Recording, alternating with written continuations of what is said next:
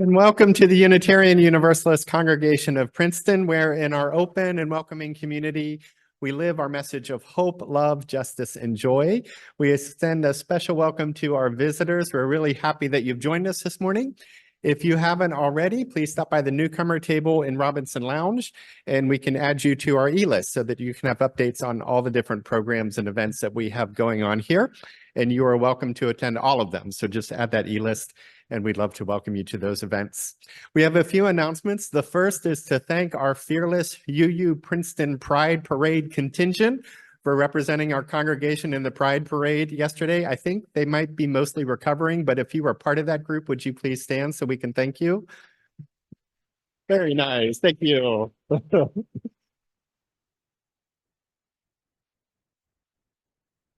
Thank you so much for representing our congregation at that gathering. I heard it was a little hot. That's what I heard, just a little hot out there yesterday. Thank you for doing that. When you get your coffee or tea after the service today, we hope that you'll consider signing up to be a coffee volunteer over the summer. We especially need those volunteers over the summer. It's a great way to help make everyone feel more at home here on Sunday morning. So if you can sign up for a Sunday, please do so. And today, after worship, we will have Exploring Our Faith, which is a casual introduction to Unitarian Universalism and our congregation. And we'll also have Zen meditation and practice, and UU Princeton Playtime, which is unstructured play and fellowship time for families and people of all ages. 3 options, pick one, enjoy yourself, and make more friends after worship this morning. Exploring Our Faith, Zen meditation, or playtime. And now let us be together for this hour to remember peace, to praise the good, to care for one another, and to grow in love. Come, let us worship together. Scripture tells us to envision that everyone shall sit under their own vine and fig tree, and no one shall make them afraid. If we're to live up to our own time, then victory won't lie in the blade, but in all the bridges we've made. From the hill we climb, Amanda Gorman. On Wednesday, our country observed Juneteenth, the federal holiday that commemorates the day enslaved people in Texas were informed that slavery was over more than 2 years after the Emancipation Proclamation was signed. It serves as a celebration of that freedom in African American culture in general, as well as a call for all today to address the enduring impact, legacy, and reality of slavery in the United States and around the world.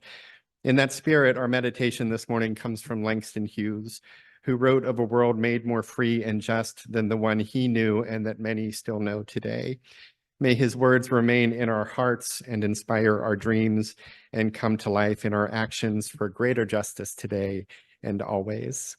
This is I Dream a World by Langston Hughes. I dream a world where someone no other someone will scorn, where love will bless the earth and peace its paths adorn. I dream a world where all will know sweet freedom's way, where greed no longer saps the soul, nor avarice blights our day. A world I dream where black or white, whatever race you be, will share the bounties of the earth and everyone is free. Where wretchedness will hang its head, and joy like a pearl attends the needs of all humankind. Of such I dream my world. And here in the silence, we offer these, the prayers and meditations of our hearts.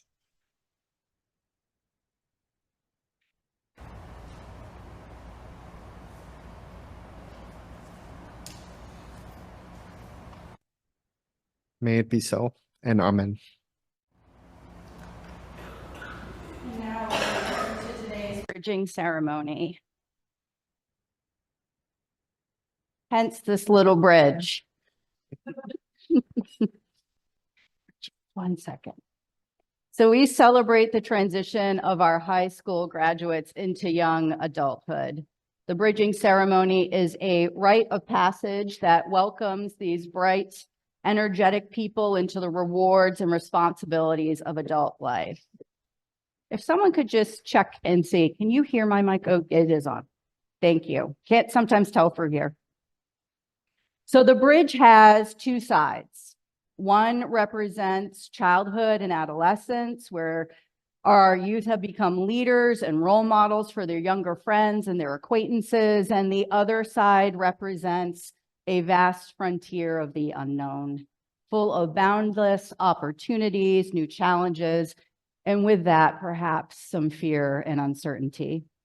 We, the adult members of this congregation who have raised and nurtured our youth, wait on the other side of the bridge and welcome. We welcome our graduates with an intention to continue to journey with them, knowing that now it's not so much before or behind, but alongside that we are journeying with them now. We come with our minds prepared to learn together with one another, our hearts prepared to share life together, and our hands ready to join with theirs in shaping a world of greater justice and compassion.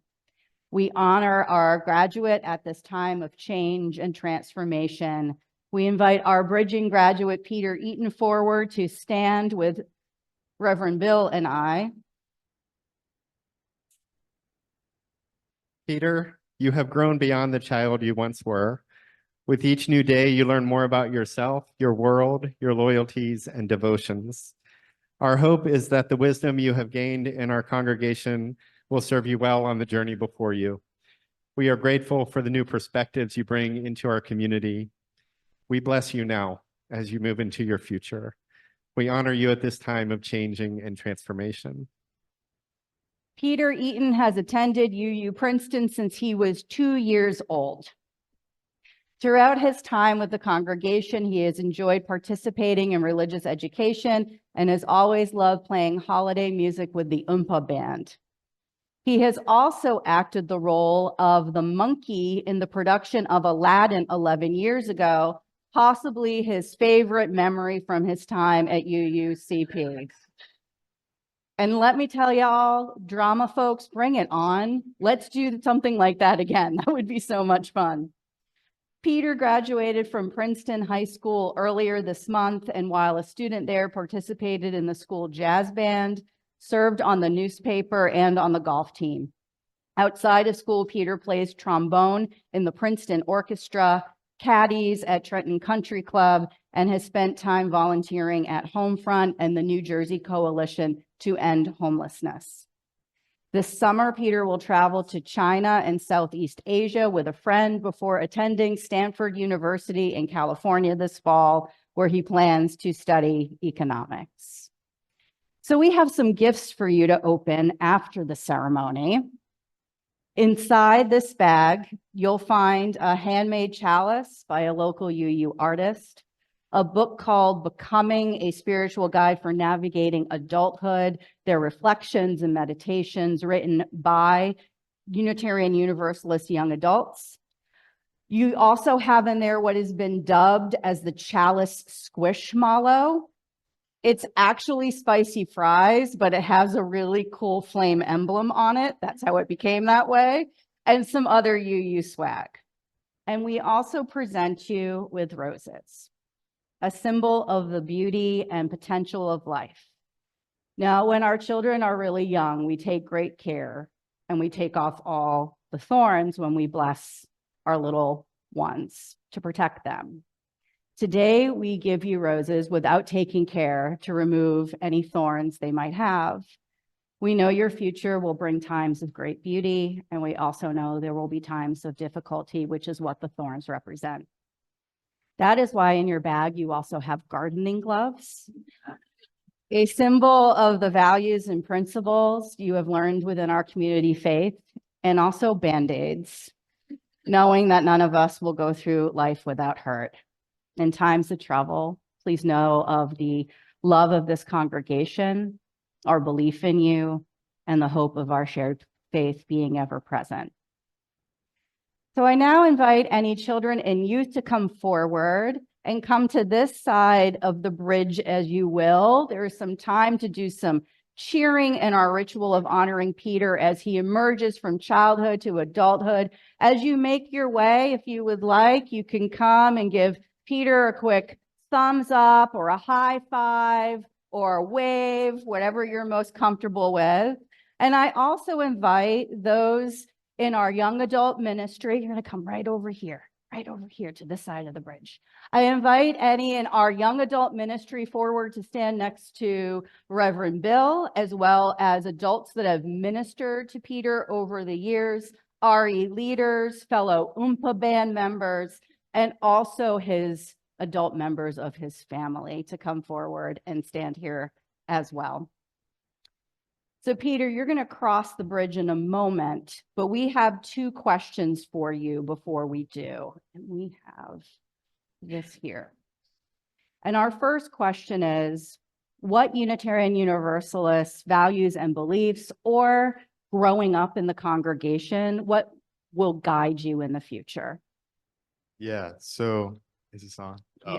I guess first of all, thank you for everything. But I think most of all, this congregation has taught me to always keep an open mind and respect for everyone around me, which I think is especially important now with so many people holding conflicting like viewpoints and like animosity towards each other. I think I've learned here that everybody really is a lot more similar than you can be told, and everybody deserves respect. And it's, yeah. Thank you. And what do you look forward to in your future? I guess I look forward to learning more about myself and kind of trying new things as I approach the next 4 years, and also hopefully finding new communities like this one to join. Though I guess it's always difficult to replicate something you've been in for your whole life. So yeah. So Peter, we are going to invite you to literally start on this side. Can we give Peter a little bit of room over here so he can start? And cross our bridge to, of course, all of our congratulations. And we invite welcomes of handshakes and high fives and hugs from the adult members receiving him. It's all yours.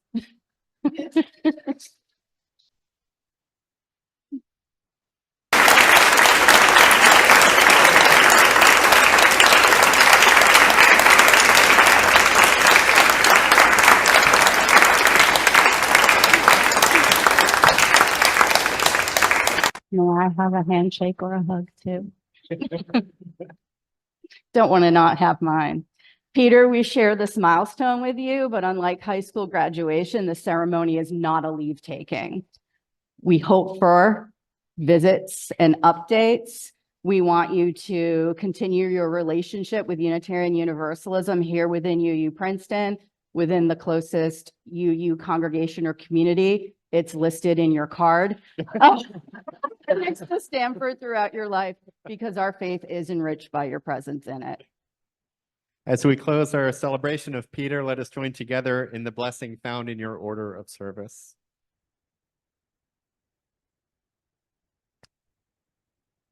We recognize this time of new beginnings. Leaving the security of the past is balanced with the excitement of embracing the uncertain future. May this congregation and this faith always be a home to you. We bless you now and make this joyful pledge to continue our support of you on your life's journey. We honor you at this time of change and transformation. All right, now's the time for clapping and cheering and yelling. Everybody clap, celebrate.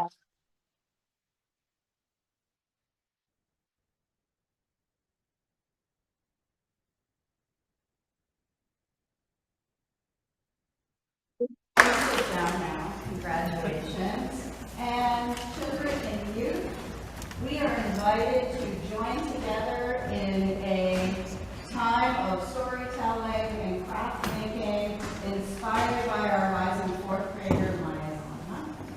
Morning. When I was young, I would stay up all night debating big topics of the world.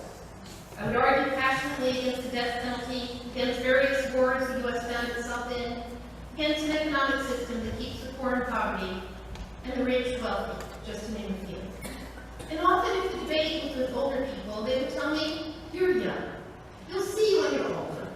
You'll change your mind. You'll understand." And I take pride in the fact that now that I'm older, I have not changed my mind on most of these issues. And I still don't understand why these injustices persist. I don't think I ever will. But I no longer stay up all night, or arguing politics. And while I enjoy a good political discussion, I try to avoid arguments with someone whose opinion is opposite mine.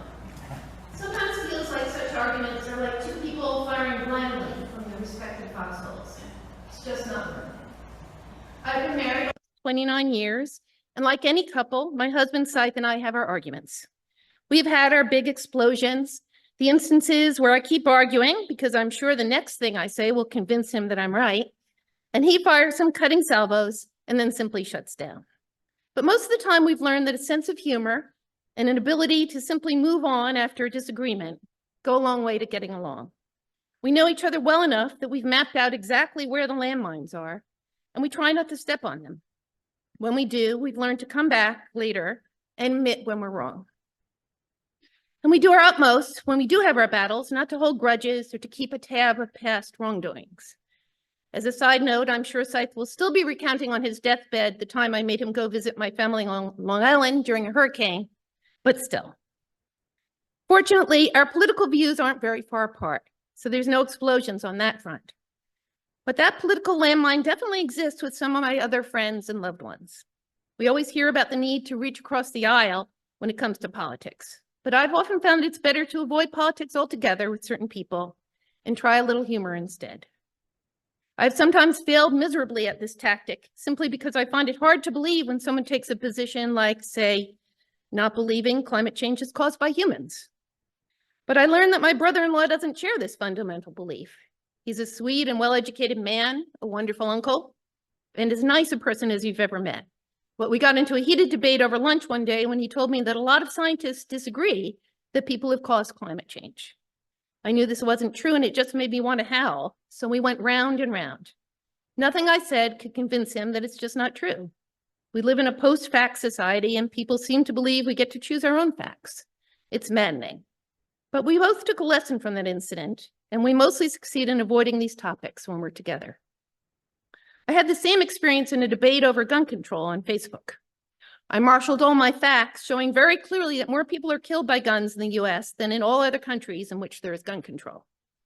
But the person I was debating views the right to carry arms as something that supersedes those statistics. My beautiful facts simply were irrelevant.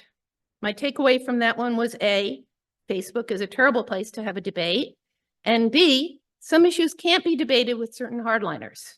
I've since stopped posting about politics because I feel I'm either preaching to the choir or I'm declaring war on the other side. It doesn't feel worth it to me. My brother is another lovely person who happens to have the opposite politics as me. We generally avoid politics at family parties. Instead, we talk about our kids, my job, his business, and we swap childhood memories and tease each other as siblings do. We find the common ground that is more important than politics. And sometimes we manage to find some humor in our differences. When he jokingly asked me if I would like to join him at a rally for the guy he knew I hated, I smiled sweetly and said, only if I can carry a protest sign.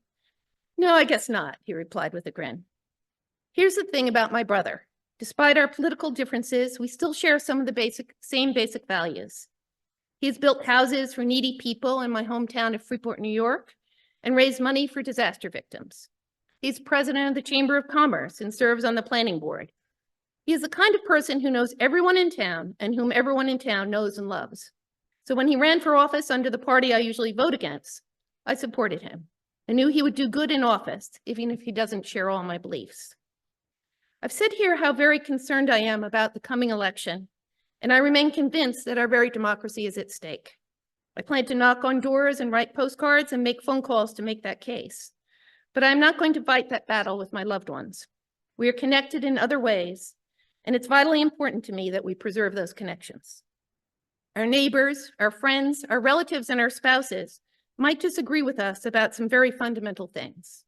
But we can remember that human connection. If we can remember that human connection, maybe we can get out of our foxholes and learn to accept each other.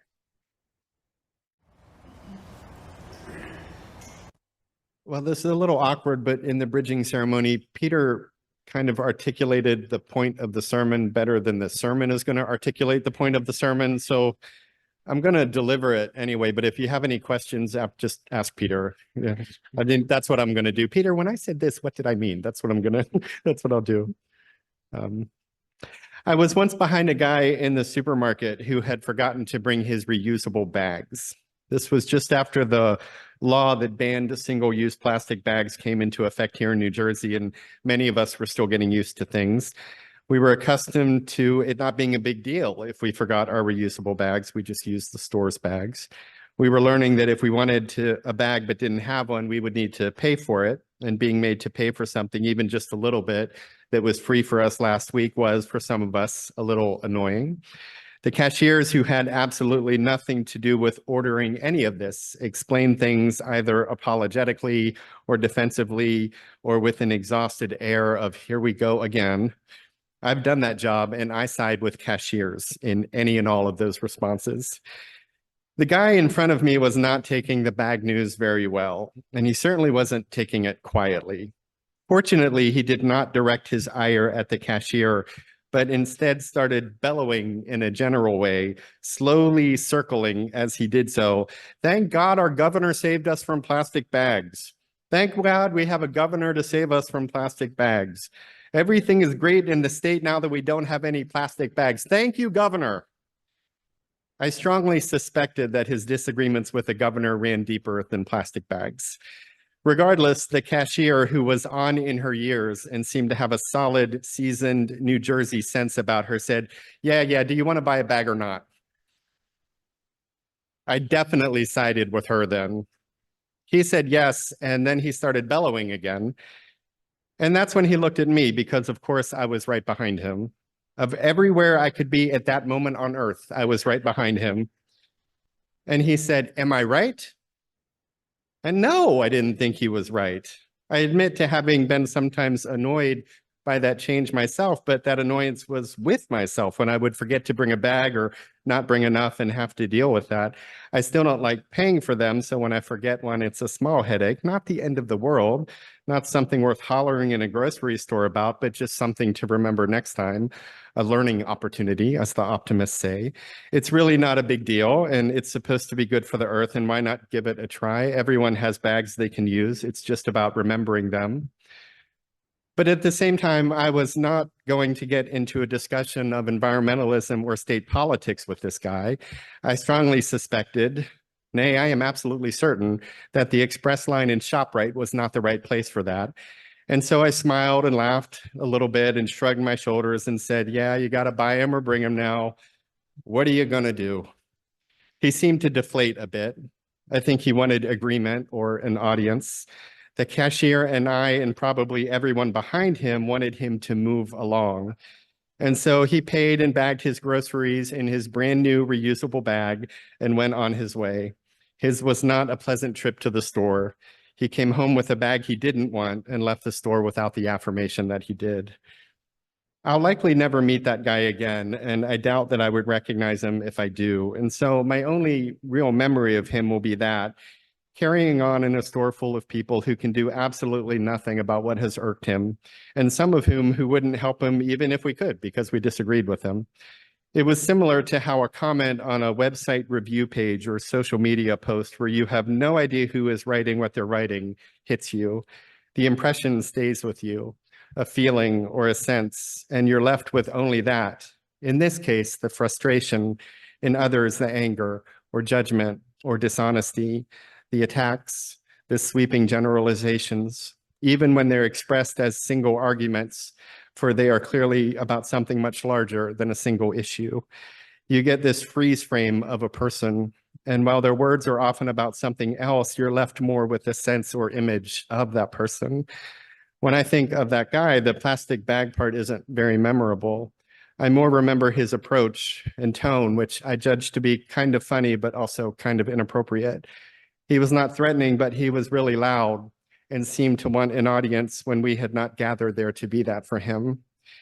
And yet, when I think about him now, I also think that it would not surprise me at all if he were a grandfather, and probably a doting one.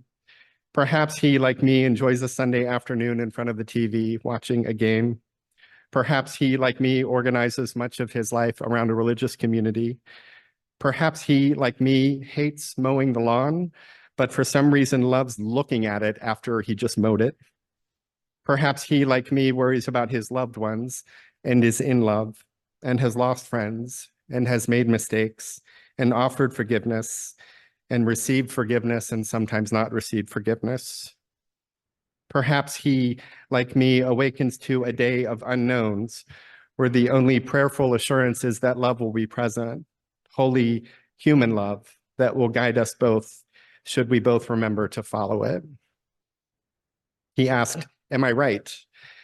No, I don't think so about the bags, but in many other ways, I'm sure, yes. I'm sure he'd think he's very right about more important things. Time would allow that sense, a time not available in that setting and not cultivated in many other settings in our public squares. We tend to advance our arguments quickly, rushed, then advancing them again until we ourselves deflate, tired of contributing to the argument industry, which profits the platforms whose algorithms encourage our hostility and division, if not directly, then by leading us to view and generate ad revenue, others who are actively feeding that industry. Tired of reducing others to positions to combat instead of building them up into humans who understand their own sacred worth. Tired of replaying unsatisfying exchanges in our minds, rewriting our retorts in case the situation repeats, wishing instead of a connection longer than a flash, a conversation longer than a comment, a question asked when the answer is not already asserted. The Bedouins get this right. These nomadic tribes who live throughout the Arabian Peninsula and Mideast and North Africa generally meet strangers under what they call a 3-day rule.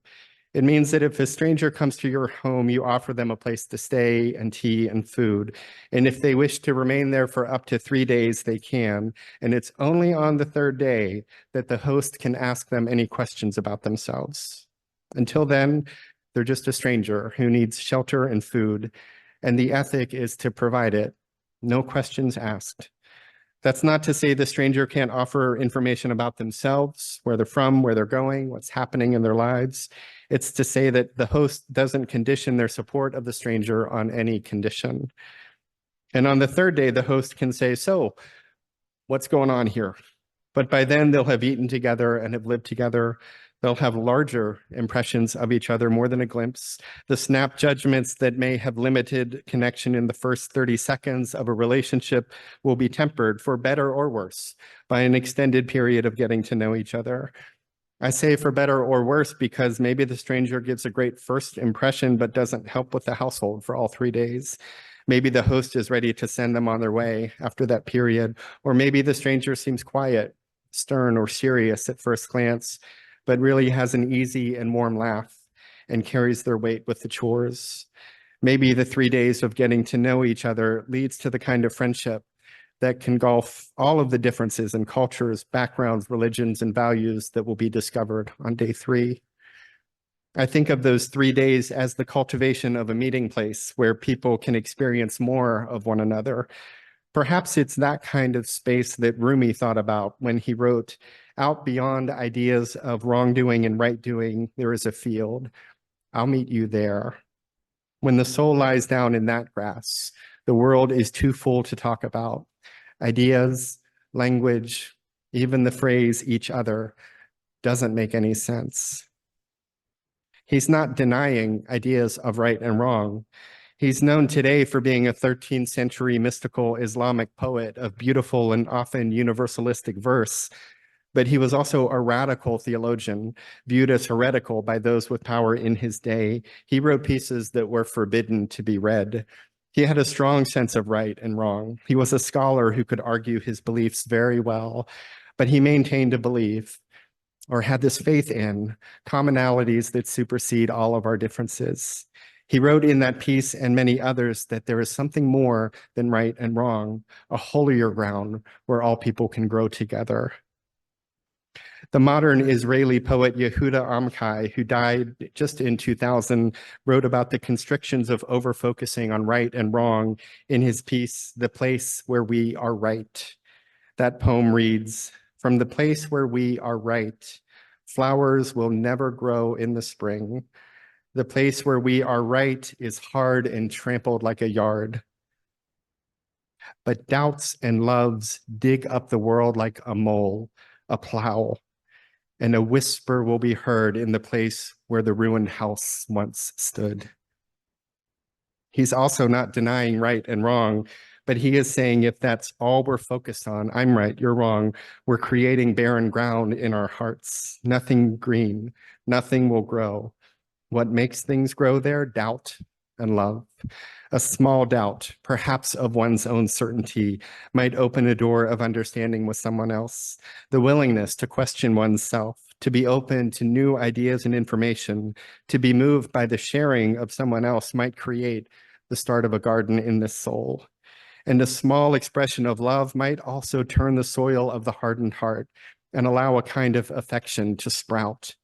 With love, a small sense of joy might replace a sneer. With love, good-heartedness might replace judgment. With love, a holy confidence in what we share can be the ground upon which we engage all of our differences. We can be right or wrong with confidence that however it goes, we are one. We can even be right without needing someone else to be wrong. For none of this leads to agreement necessarily, and that's not the goal anyway. The goal is to be more than right and more than wrong. The goal, the growth, the spiritual journey is to be both with a sense of concern and gratitude for the other, whoever they are. And this comes from moving love toward the center of our political and cultural engagement. We won't have the 3 days of the Bedouins. Sometimes we won't even have 3 seconds to get to know each other before we're talking about very important matters of right and wrong. But we do have a pause, a breath, a second to notice what is motivating our engagement of the other. And in that pause, we have the chance to remember love, to remember the other, to be guided by the holy that is in them, just like the holy is in us. We have the breath, and with that, the space to remember that they are divinely loved just as we are, and that they are loved by people too, just as we are. We have the space to claim the common ground of worth and dignity and respect and act out of that, which may not lead to agreement, but will fill our hearts, our souls, and gradually our common square with diversity and beauty and civility. We will grow as one and as many and create a world more beloved simply by being more loving, especially when it's most difficult. And for most of us, myself very much included, being guided by that love means just being a little more loving than I would otherwise be, a little more patient, a little more understanding, a little easier to smile and laugh, and a complete unwillingness to sneer at someone else. Valerie Cower, who wrote this wonderful memoir, See No Stranger, calls this love revolutionary. She writes, revolutionary love is the choice to labor for others, for our opponents, and for ourselves in order to transform the world around us. It begins in wonder. You are a part of me I do not yet know. It is not a formal code or prescription, but an orientation to life that is personal and political, sustained by joy. She urges there and throughout the book and all of her work to love the self, love the opponent, and love the stranger, for that trifecta orientation of love is at its most powerful and freeing. There is more to life than being right and wrong. There's being happy and loving and just and generous. There's being forgiven and forgiving others. There is taking it easy on yourself and others. There is important work to do in so many areas of our shared world. And for that, there is appreciation for one another's diverse gifts, less judgment of right and wrong ways to change the world, and instead more mutual encouragement of the many ways we can engage justice and peace work. There's no one right way, but there are many ways to build the beloved community. And all of them include holding love in our hearts for ourselves and the stranger and even the opponents. Even when we disagree, especially when we disagree, even the most passionate of disagreements, even during those difficult times, that which loves all loves everyone involved in the discussion. And so can we. Not perfectly, not even every time, but in the pauses and moments of clarity, we can will ourselves to be guided by love, and in doing so, grow hearts, communities, and a world that blesses beyond every idea of right and wrong. May it be so, and amen. At the end of our hour, we extinguish our chalice, knowing that it's like carries us until we gather again. Go forth grateful for the moments before you, the breath within you, the people among you, and the Spirit guiding you toward lives of greater love and kindness. And go forth knowing that you are held always and always with everyone else by that great love of no beginning and never ending. Go in peace, and amen.